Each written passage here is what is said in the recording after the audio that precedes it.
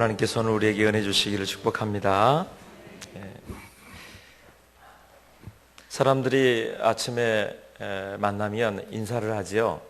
안녕하세요 라고 하는 인사도 하고, 또 밤새 안녕하셨습니까 이렇게 말하는 때도 있었고, 우리나라 사람들이 또 가장 많이 하는 인사 중에 하나가 식사하셨습니까? 마치 형님들 요즘에 식사하셨습니까? 옆에 분들에게도 인사 한번 하실까요? 식사하셨습니까?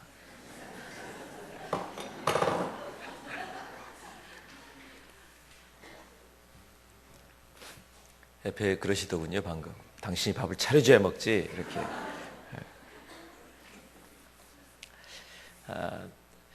그 시대와 상황에 맞춰서 아마 밥을 먹는 것이 쉽지 않았던 때는 식사하셨다는 것이 인사가 되었을 것입니다. 또 밤새 안녕하셨습니까 하는 말은 밤을 새도록 뭔가 정말로 그 밤이 긴 밤이 되어져서 힘들고 고통스러운 시간들을 보내고, 또 아침에 살아계십니까 라고 하는 이야기도 될 것이고, 굿모닝이라고 하는 영어 인사는 특별히 영국 지방에 좋은 날씨가 별로 많지 않답니다. 그러니까 지금처럼 이렇게 비가 내리는 이런 날씨가 흔하단 말이에요. 그러니까 오늘 아침도 햇볕이 밝게 쬐는 그런 아름다운 그런 아침이었으면 합니다.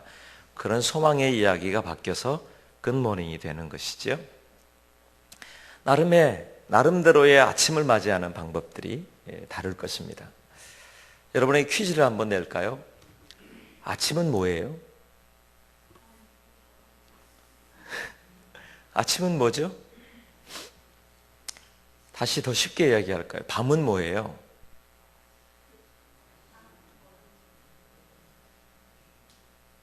어려운 게 아닙니다. 밤은 해가 지는 게 밤이고요, 아침 해가 뜨는 게 아침이에요. 그렇지요?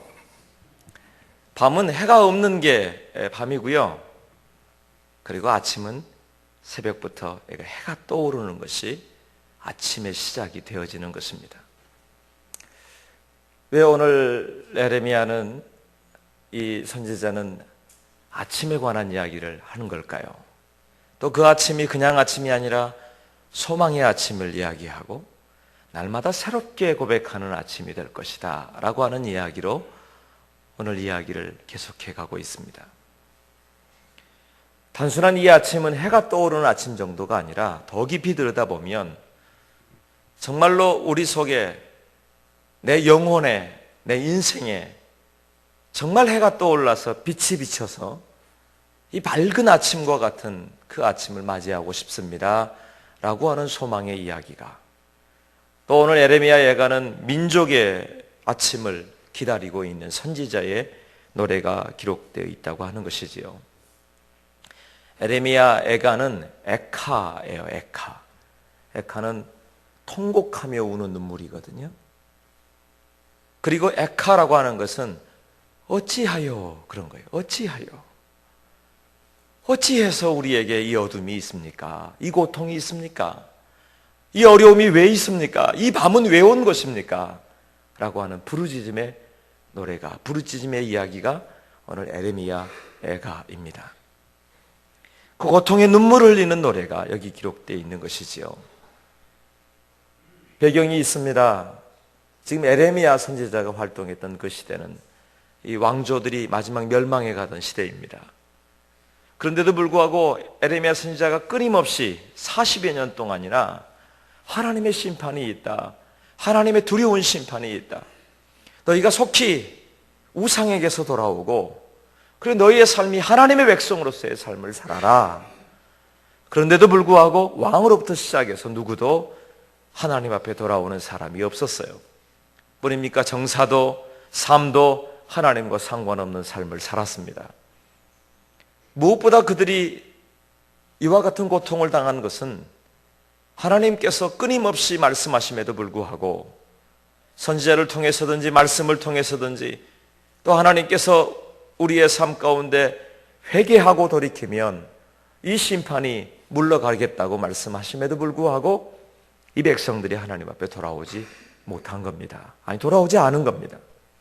그리고 결국은 바벨론에 멸망을 당하고 말죠. 그리고 바벨론의 포로로 잡혀가고 맙니다. 그런데 희한한 것이 있어요. 그들은요, 스스로 생각하기에 우리는 선택받은 백성이라는 사실에 대해서 자부심을 갖고 있었어요. 그리고요, 예루살렘 성은 멸망하지 않을 것이라는 희한한 믿음을 갖고 있었어요. 예루살렘은 멸망하지 않을 거다. 지금까지도 멸망할 위기가 많이 있었지만 결코 멸망하지 않았다. 우리는 선택받은 백성이다. 그러면서 정작 섬기는 것은 하나님을 섬기는 게 아니라 우상을 섬기고 불의를 행하고 회개하고 돌아오지 않고 자기가 원하는 대로 가면서도 이상하게 그들은 말하기를 예루살렘은 멸망하지 않을 거다.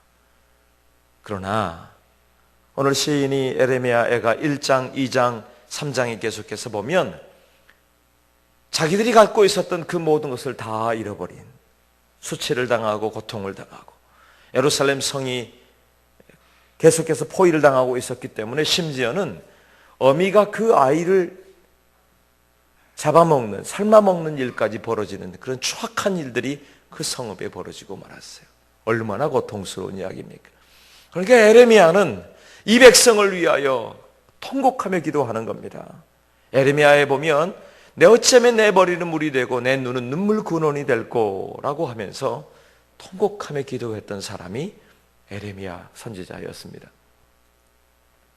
그리고 오늘 본문도 그렇게 이야기합니다. 주께서 내 심령이 평강에서 멀리 떠나게 하시니, 이 말은요, 우리가 평강 속에 있으면 어떠한 일이 있어도 평강의 일들이 우리를 주장할 것인데 평강에서 멀리 떠나게 하시니, 다시 말해서 평강에서, 평강의 테두리 안에서 밀어내버리셨다는 거예요. 그러니까 내가 복을 내어버렸으며 나는 이제 복 있는 사람이 아닙니다 라고 하는 고백이지요. 스스로 이르기를 나의 힘과 여호와께 대한 내 소망이 끊어졌다 하였도다. 소망이라고 하는 이름 자체가 없단 말이죠.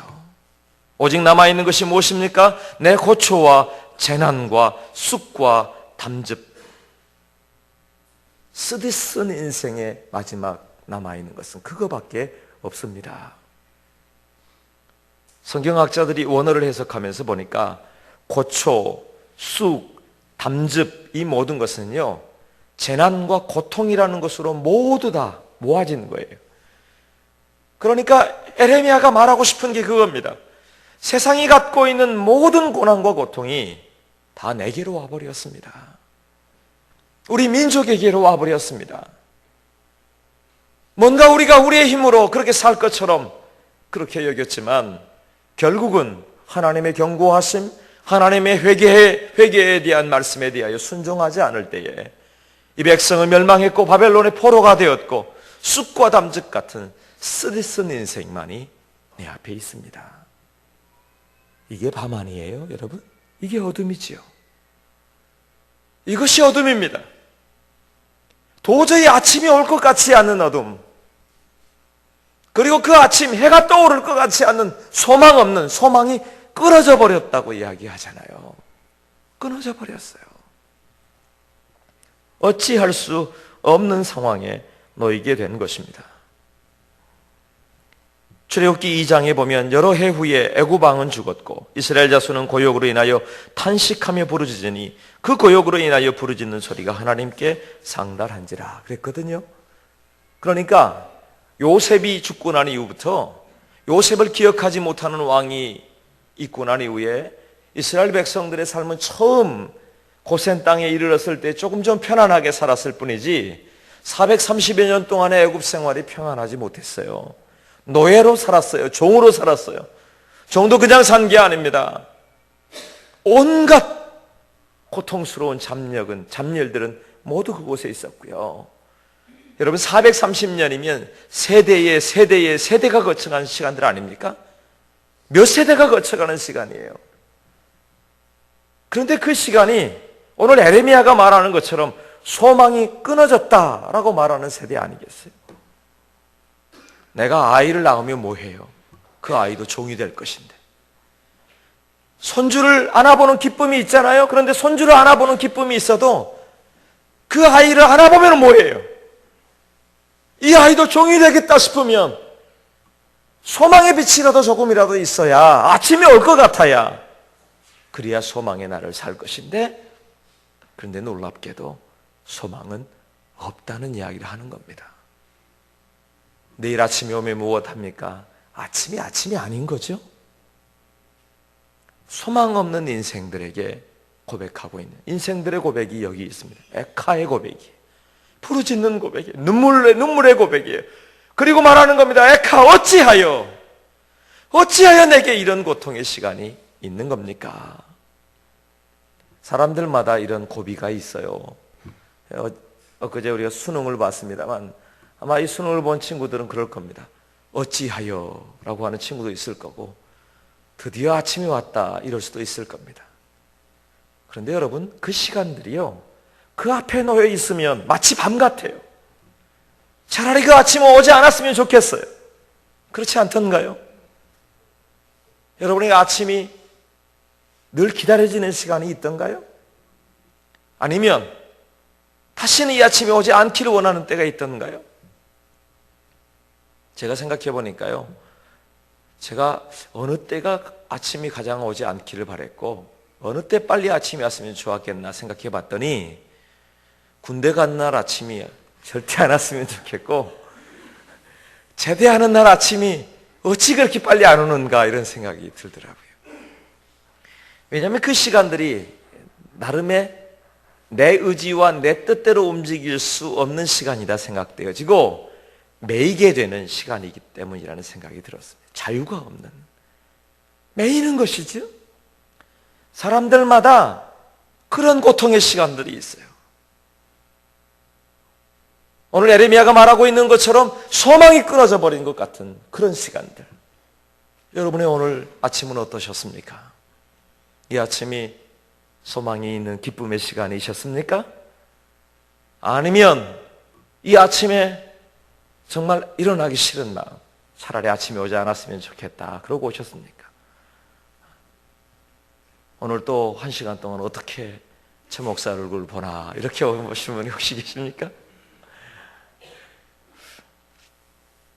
그런 시간들이 이 아침에 있지만 에레미야와 같은, 이제 아무것도 없고 수치밖에 남지 않고 고통밖에 남아있지 않는 북적거리는 예루살렘의 거리, 다윗의 시대에, 솔로몬의 시대에는요, 그 백성들이 장정만 150만 이상이 살았던 그곳이 이제는 아무것도 남아있지 않는 세대에 살고 있단 말이에요. 노인 홀로 예루살렘 무너진 성벽 위에 앉아있는 모습이 생각났습니까? 처참한 고통이 그곳에 있어요. 오직 했으면 내 고초와 재난이 쑥과 담즙 같다고 그랬겠어요? 쓰디 써서 더 이상 내뱉을 수밖에 없는, 마실 수 없는 쓰디 쓴 인생이 내 것입니다. 그런데 갑자기 희한한 고백을 다시 시작합니다. 20절에 보니까 내 마음이 그것을 기억하고 내가 낙심이 되오나 이것을 내가 내 마음에 담아두었더니 그것이 오히려 나의 소망이 되었사오문. 참 이상하죠? 소망이 끊어져 버렸답니다. 소망이 없답니다. 이제는 더 이상 소망의 이야기를 할 수도 없답니다. 끊어져 버렸는걸요. 조금이라도 매여 있다면 좋겠는데 끊어져 버렸단 말이에요. 그런데 다시 내가 내 마음이 그것을 기억하고 내가 낙심이 되오나, 그런데 쑥죽과 담즙 같은 그곳에서 이상하게 내 마음속에 소망의 이야기가 시작됩니다. 오늘 이 위에만 보면요, 뭐야? 그러면 쑥즙과 담즙 같은 고통이 내 속에 담아두었던 이게 소망으로 바뀌었단 말인가? 아니요. 22절에 보면 정확한 답이 있습니다. 여호와의 인자와 긍휼이 무궁하심으로 우리가 진멸되지 아니함이리이다. 이것들이 아침마다 새로우니 주의 성실하심이 크시도소이다. 무슨 말입니까? 절망이에요. 현실이 그렇고요, 내 상황이 그렇고요, 내가 그래요. 어둠이에요. 캄캄한 어둠입니다. 내가 더 이상 빛이라고 말할 수 없는 어둠이에요. 아침이 오지 않을 것 같은 어둠이에요. 끝났다고 하는 거예요. 소망의 줄이 끊어져 버렸다니까요. 통곡밖에 남아있지 않아요. 에카라고 하는, 어찌하여 내게 이런 일들이 일어납니까? 반복되어 일어납니까? 끊임없이 일어납니까? 소망 없다고 하는 겁니다. 그런데 이상하게 바로 그 순간에 그 어둠을 뚫고 뭔가의 빛 하나가 쭉 내게 비춰와서 내 심장에 꽂히는 것 같은데, 그때 떠오르는 게 뭐예요? 그래, 여호와의 인자하심과 불쌍히 여겨주심이, 긍휼하심이 내게 있었지. 그 이야기를 떠올리는 겁니다. 아하, 그랬지. 돌아오라고 하셨지. 회개하고 돌이키라고 하셨지. 끝난 게 아니라고 하셨지. 이것이 지금까지는 아침이 온들 아침이 오지 않았는데, 그런데 하나님의 긍휼하심이, 하나님의 자비하심이 날마다 놀랍게도 새롭게 떠오르고 또 떠오르더라는 거예요. 그래서 내 속에서 소망의 이야기가 다시 시작되고 있다는 자랑을 그가 오늘 하고 있는 것입니다. 그 소망의 이야기가 내 속에서 다시 시작되었습니다 라고 하는 고백을 그가 다시 고백하고 있는 것입니다. 영국 런던에 있는 K미술관에 프레드릭 와츠가 그린 소망이라고 하는 그림이 걸려져 있답니다. 제가 그 일부러 찾아봤는데요, 비파를 연주하는 한 여인이 있어요. 지구가 있고 그 위에 비파를 연주하는 여인이 있는데, 자세히 보면 이 여인의 눈이 가리워져 있습니다. 그리고 비파의 줄들이 7줄이 있는데 6개의 줄이 다 끊어져 있어요. 그리고 그 주인은 아주 암흑과도 같은 그런 시간을 보냅니다. 그런데 마지막 한 줄이 끊어지지 않아요. 그리고 이 여인은 그 마지막 한 줄로 연주를 하고 있는 장면, 그것이 프레드릭 와츠가 고백하고 말하고 싶어하는 소망이라고 하는 거예요. 저는 이 이야기가 에레미야 선지자가 하고 있는 이야기로 들었습니다. 다 끊어졌지, 소망이 끊어졌다잖아요. 다 끊어졌지. 그런데 끊어지지 않는 줄이 있어. 혹시 이런 분이 계십니까? 나는 다 끊어졌어요. 7줄 다 끊어졌어요. 그런 분 계십니까? 아니요. 발견하지 못할 뿐이지 마지막 이 한 줄은 끊어지지 않는 줄이에요. 기억하사라고 하는 말이 원어로 보니까 돌이켜보니라고 하는 말이에요. 그 자리, 지금 절망의 자리, 어둠의 자리에서 멈춰서서 돌이켜보니, 아, 소망의 줄이 모두 끊어졌다고 생각했는데 돌이켜보니 첫 번째 줄, 기대했던 두 번째 줄, 또 세 번째 줄, 네 번째 줄, 여섯 번째 줄까지 모두 끊어졌다고 생각했는데 끊어지지 않는 한 줄이 있는데, 그것은 하나님의 긍휼이라고 하는 줄이 끊어지지 않았더라는 겁니다. 소망이라고 하는 이 줄이, 자비하심이라고 하는, 사랑이라고 하는 줄이 끊어지지 않았다라는 거예요. 우리가 지금 발견하지 못할 뿐입니다. 그런데 놀랍게 그 자리에서 멈춰서서 돌이켜보면 알 수 있어요. 돌이켜보는데 무엇을 돌이켜보는 겁니까? 내 인생을 돌이켜보면 여전히 절망뿐인데 하나님을 돌이켜보는 겁니다. 주의 약속을 돌이켜보는 겁니다. 무엇보다 여러분 아십니까? 주 예수 그리스도의 십자가를 돌이켜보는 시간입니다. 예수 그리스도의 십자가를 제가 지난주에도 이야기했지만, 십자가는요, 이 땅에 할 수 있는 가장 참혹한 어둠이에요. 그보다 더한 어둠이 없어요. 그보다 더한 절망이 없어요. 그보다 더한 고통이 없어요. 그보다 더한 쑥죽과 담즙이 없어요. 그보다 쓴 게 없단 말이에요. 십자가는 자랑할 만한 게 아니라 완전한 어둠이에요. 끝났다는 것입니다. 소망이 끊어져 버렸다는 게 십자가예요. 그런데 여러분, 그 십자가 위에서 놀라운 주의 음성이 한마디 들립니다. 다 이루었다 라고 하는 말씀 말입니다. 다 이루었다. 무엇을 이루신 걸까요? 예수님이 다 이루셨다고 십자가에서 운명하실 때에 어둠이 밀려왔다 그러죠. 캄캄한 어둠이 되었습니다. 그 어둠은 예수 그리스도의 어둠이 아니라 우리 모두 인생이 주어진 어둠이에요. 쑥죽과 담즙의 어둠이에요. 소망이 끊어진 어둠이에요. 끝났다는 어둠이에요. 어둠이에요. 죄악의 어둠이에요. 사망의 어둠이에요. 사망했다는 어둠이란 말이에요. 죽었다는 어둠이에요.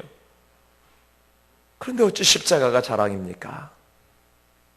왜냐하면 예수님이 약속하셨거든요. 사흘이 지나리라. 그리고 사흘 그 아침이 올 것이라고 말입니다. 그 아침을 약속하셨기 때문에, 그 새벽 미병을 약속하셨기 때문에, 그 새벽에 부활의 약속이 있었기 때문에 이 소망해 주는 줄은 끊어지지 않은 줄로 믿습니다. 그래서 믿음과 소망과 사랑은 영원하겠다고 했어요. 우리의 줄은요, 우리에게 주신 소망의 마지막 줄은 끊어지지 않아요. 끊어질 수 없어요. 그것은 내가 연결한 줄이 아니라, 세상이 연결한 줄이 아니라 하나님께서 생명을 주어 연결한 줄이기 때문임을 믿습니다. 그 줄을 오늘 가지고 연주하고 있느냐? 그러니까 십자가가 날마다 묵상되고요, 주님의 부활하심이 묵상되고요, 성령님이 오늘 우리와 함께 계심이 묵상되고요, 그것이 다른 곳에서는 모두 소망이 끊어졌는데 에레미야 선지자가 말하기를 이것들이 아침마다 새로우니, 무슨 말이에요? 여호와의 인자와 긍휼이 무궁하심으로 진멸되지 아니함이니이다. 이 말씀이 믿음이 되더라는 겁니다. 새롭게 되더라는 겁니다. 밤이 다 지나고 아침이 오지 않을 것 같았는데 그 새벽에 빛이 저곳에서부터 확 떠오르더라는 거예요. 아침이 오더라는 거예요. 그 아침을 우리 모두 맞이하게 되길 축복합니다. 그 아침을 주신 예수 그리스도를 우리가 믿음을 기억하시게 되기를 바랍니다. 그게 소망의 이야기의 반전이에요. 그렇잖아요. 이상하지 않습니까? 소망이 끊어져 버렸다고 그렇게 탄식하며 노래하던 이 선지자가 그 순간 갑자기 떠오르는 한마디 말 때문에 소망의 이야기를 시작한단 말이죠. 여러분, 우리의 영혼에 지금 이 이야기가 떠올라야 돼요. 지금까지 내가 가지고 있었던 그곳에서 멈춰서서 돌이켜서서 다시 예수 그리스도의 십자가의 은혜가 떠올라야 돼요. 그리고 예수 그리스도의 은혜로 주님이 나와 함께 계시고 소망의 길을 다시 시작하게 하심을 바라보게 되길 바랍니다. 노래가 시작되길 바랍니다. 그곳에 하나님의 역사하심이 새롭게 되어진단 말이에요. 하나님이여 나를 멀리하지 마소서. 나의 하나님이여 속히 나를 도우소서. 나는 항상 소망을 품고 주를 더욱더욱 찬송하리이다. 더욱더욱이요. 찬송하겠다고 고백하는 이 찬송이 오늘 시인의 고백입니다. 시편의 고백들은 대부분 고통의 이야기를 꺼냅니다. 그러나 그의 마지막 고백은 내가 하나님을 찬송하겠다는 고백으로 마무리합니다. 시편 30편은 다윗이 고백한 시인데 이렇게 고백합니다. 주의 성도들아 여호와를 찬송하며 그 거룩한 이름에 감사할지어다. 그 노염은 잠깐이요 그 은총은 평생이로다. 저녁에는 울음이 기숙할지라도 아침에는 기쁨이 오리로다. 저녁에는 울음이 우리에게 함께 있다는 겁니다. 밤이 없는 게 아니에요. 밤이 있어요. 그렇죠? 밤이 있어요. 다윗과 같은 사람에게도 밤이 있었답니다. 그 밤이 그냥 밤이 아니라 눈물로 보내는 밤입니다. 눈물이 나와 함께 잠을 잤다는 겁니다. 눈물이 나와 함께 내 침상에 함께 있었다는 겁니다. 그런데 그것이 바뀌어서 아침에는 기쁨이 오리로다. 아침에는 기쁨의 노래가 부르리로다. 아침에는 어찌하여 산 자를 죽은 자 가운데서 찾느냐고 말씀하시는 주 예수 그리스도 살아계신 주님을 만나게 될 줄로 믿습니다. 그 주님이 우리를 향하여 아침이라고 말하는 거예요. 그런데 지금 가장 처절한 절망 중에 어제 마지막 소망의 줄을 끊어졌다고 말하는 그 순간에 에레미야 선지자는 바로 그것을 발견하게 되었다고 노래하고 있는 것이지요. J.F. 오벨랑이라고 하는 프랑스의 유명한 목사님이 있습니다. 그러나 어느 날 고통을 당한 사람을 찾아가서 두 개의 보석을 보여주었어요. 어떻게 보입니까? 그러니까 이 사람이 볼 때 별거 아니 똑같은데요? 색깔도 똑같고 뭐 크기도 똑같은 것 같고 보석이 이름도 똑같은 것 같고요. 그러니까 다시 목사님이 그래요. 다시 보십시오. 예, 다시 자세히 보니까 요건 조금 흐릿하고 막지 못한데 요건 아주 반짝거리고 너무 아름답습니다. 자세히 보니까 보인단 말이에요. 목사님이 그랬답니다. 이 흐릿한 보석은 8번을 깎아서 이 보석을 만들었습니다. 그런데 이 선명하고 아름다운 이 보석은 80번을 세공했습니다. 그러더래요. 80번을 깎아낸 보석. 에레미야 선지자는 말합니다. 나 지금까지 고통이었지요. 고통스러웠습니다. 그런데 놀랍게 하나님을 바라보고요, 고통을 다시 보니까 고통의 모습이 달라 보여요. 고통의 이야기가 다른 모습으로 보여요. 고통이 오히려 무슨 모습으로 보인다고요? 하나님이 나를 사랑하시는 모습으로 보여요. 하나님이 나를 향하신 하나님의 마음으로 보여요. 아까 우리가 읽었던 예레미야 3장 33절에 주께서 인생으로 고생하게 하시며 근심하게 하심은 뭐라고요? 본심이 아니시로다. 본심이 아니시로다. 그럼 본심은 뭘까요? 본심은 빨리 돌아오라는 겁니다. 회개하고 돌아오라는 겁니다. 나의 백성으로 살라는 겁니다. 내가 누리게 하는 평화를 누리고, 내가 누리게 하는 평강을 누리고, 기쁨을 누리고, 소망의 아침을 맞이하게 하는 것, 그게 하나님의 본심이에요. 그런데 자꾸 제 길로 가고요, 자기 마음대로 행하고요, 말도 안 듣고요, 자꾸 하지 말라는 거 말로만 예 안 하겠습니다 하고 또다시 그 다음 날 되면 또다시 그거 하고 있고요. 그렇죠? 그러니까 그때 매를 드시는 거예요. 매를 들고 말씀하시는 거예요.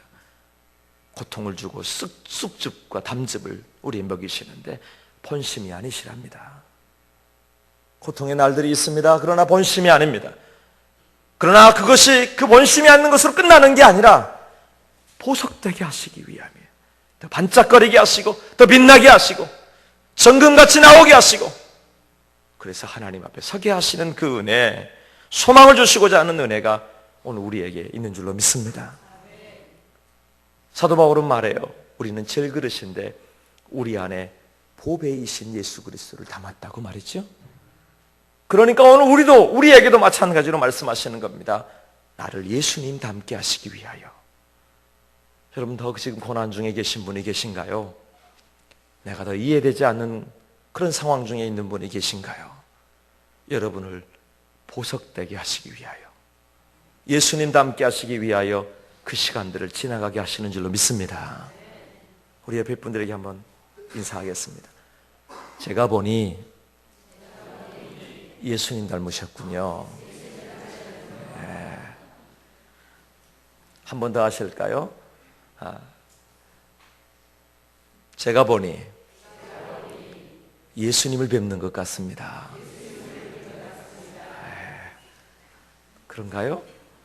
다시 한번 보세요. 예수님이에요? 네. 그래요, 예수님의 모습이에요. 그러나 조금 덜 깎아진 예수님의 모습이죠. 원하기도 하고 제 길로 가고 또 더러워지기도 하고 아직 새롭게 되지 못한 연약한 부분들이 많은, 날마다 죽어가는, 날마다 나는 죽고 다시 예수님의 모습으로 달라져가고 준비되어가는 예수님의 모습 아닌가요? 그렇지요? 그런데 그 시간들이 그냥 주어지는 시간이 아니라 바로 예수 그리스도를 만나는 시간에 우리를 돌이키게 하시고 고생하게 하시고 인생의 근심들이 있는데 그것을 통해서 더 가까이 주님께 가자고 말씀하시는 겁니다. 예수님의 본심은 뭘까요? 하나님의 본심은 뭘까요? 아침에 더욱더욱 노래하게 하시는 거예요. 더욱더욱 찬송하게 하시는 거예요. 우리의 입술의 찬송이 사라져버렸나요? 우리의 입술에 노래가 여전히 있었습니까? 그 노래가 이 가을날에 회복되기를 축복합니다. 아침마다 여러분의 입술의 고백이 새롭게 되기를 바랍니다. 그러기 위해서 그 밤에 빛이신 예수 그리스도를 다시 만나야 되는 겁니다. 문득 뒤를 돌아보면서 다시 생각해내야 되는 겁니다. 기억해내야 되는 겁니다. 돌이켜야 되는 것입니다. 멈춰서야 되는 것이에요. 내버려두지 말고 어찌하여, 그러고 나면 두 가지 반응이 있어요. 어찌하여 라고 하면 어찌하여 하나님 내게 이렇습니까? 원망하고 도망가는 사람이 있고, 어찌하여 이러합니까? 라고 다시 하나님 앞에 더 간절히 무릎 꿇는 사람들이 있어요. 소망의 아침을 맞이하는 사람은요, 어찌하여 할 때 그 앞에 통곡하며 더 깊이 무릎을 꿇는 하나님의 사람들인 줄로 믿습니다. 그 사람에게 그 새벽이 온단 말이죠. 이것을 너희에게 이르는 것은 너희로 내 안에서 평안을 누리게 하려 함이라. 세상에서는 너희가 환난을 당하나 담대하라. 내가 세상을 이기었노라. 내가 이겼듯이 너도 이길 거다. 내가 이겼듯이 너도 승리할 거다. 내가 반드시 이겼으니, 내가 첫 열매가 되었으니 너도 아침이 오게 될 거다. 주님과 함께 동행하는 아침이 우리에게 있는 아침인 줄로 믿습니다. 그렇습니다. 그 아침이 오는 것입니다. 기억하십시오. 출애굽의 430년의 고통의 시간은 끝나지 않았습니다. 그러나 끝나는 아침이 옵니다. 6월절의 밤이 지나고 나서야 그 출애굽의 아침이 밝아오기 시작하는 거예요. 처참한 밤이 지나고 피 묻은 밤이 지나고 그 소망 없는 밤이 지나고 나면, 두려움의 밤이 지나고 나면 그 보혈로 말미암아, 생명으로 말미암아 해방의 아침, 자유의 아침이, 반드시 소망의 아침이 온단 말이에요. 에레미야는 고백합니다. 그래, 지금까지 날마다의 아침이 있었지. 그런데 그 날마다의 아침이 쑥죽과 담즙 같았는데 이제 내게 주어진 아침이 아침마다 새롭고 늘 새롭다고 고백하고 있는 거예요. 무엇 때문에요?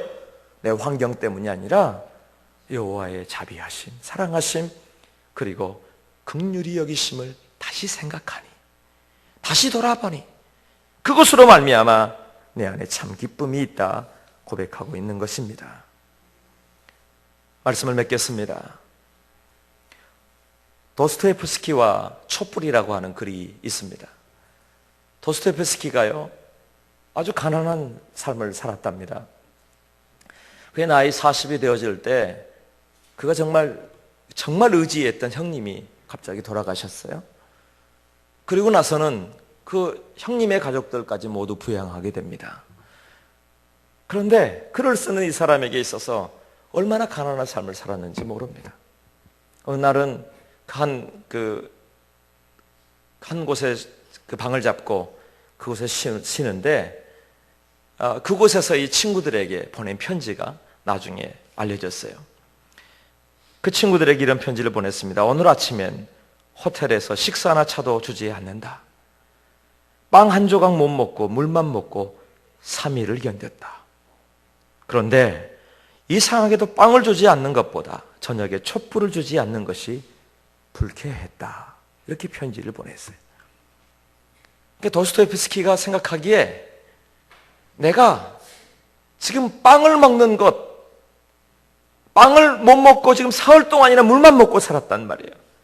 그런데 이상하게도 그것 때문에 더 기분 나쁜 게 아니라 저녁에 글을 쓸 수 없게 만드는 촛불을 주지 않는, 빛을 주지 않는 것 때문에 내 마음이 불쾌했다라고 말합니다.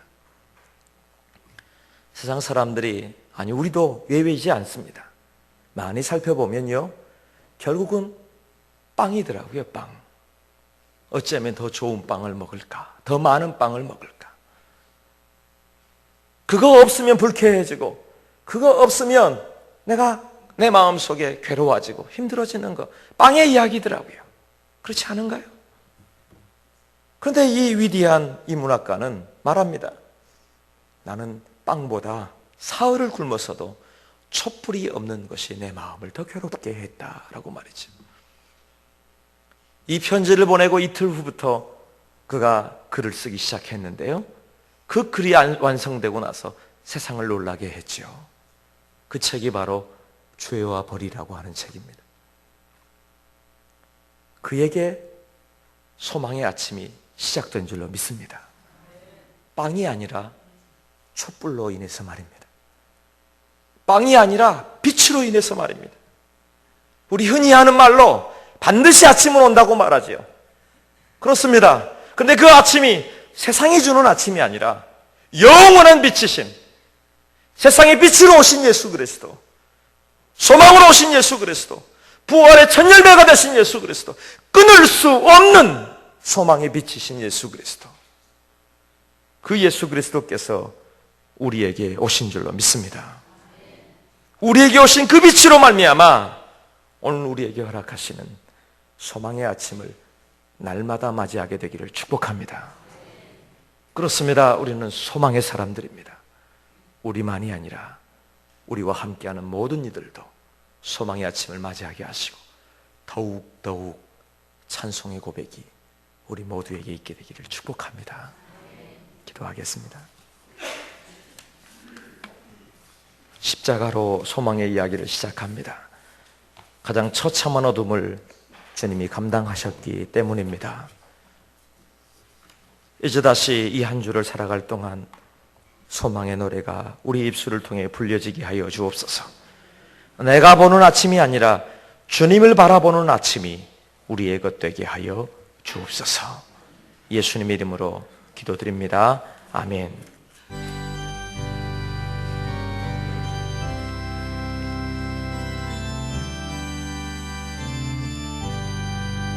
아침에 해가 돋을 때 만물 신